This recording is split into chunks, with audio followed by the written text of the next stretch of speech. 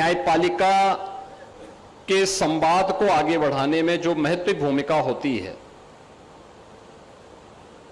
वो हमारे अधिवक्ताओं की होती है। एक सामान्य नागरिक की बात को न्यायपालिका तक पहुंचाना और उसको समस्या तक पहुंचाने का समाधान का रास्ता भी निकालना, इसमें एक बड़ी भूमिका आप सभी अधिवक्ताओं की है।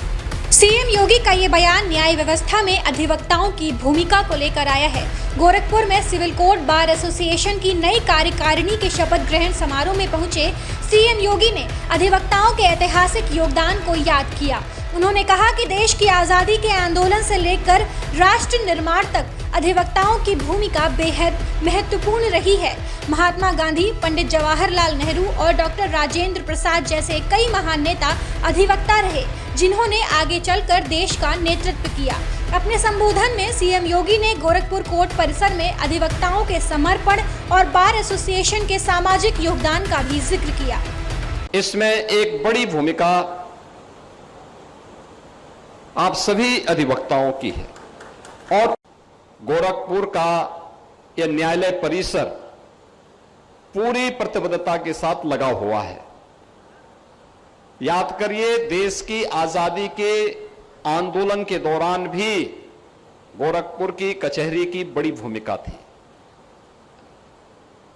उस समय bar association civil court Gorakhpur के अधिवक्ताओं ने एक बड़ी भूमिका का निर्वहन किया कि बार एसोसिएशन गोरखपुर ने केवल स्वाधीनता आंदोलन ही नहीं बल्कि स्वाधीनता आंदोलन के बाद भी राजनीति के समाज जीवन के अलग अलग क्षेत्र में उन्होंने प्रतिनिधित्व भी देकर के समाज को एक नई दिशा देने का काम किया।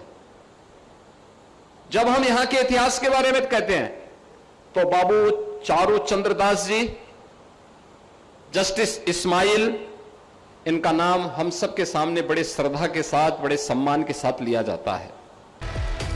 समारोह के दौरान सीएम योगी ने नवनिर्वाचित कार्यकारिणी के पदाधिकारियों और सदस्यों को प्रशस्ति पत्र देकर सम्मानित भी किया।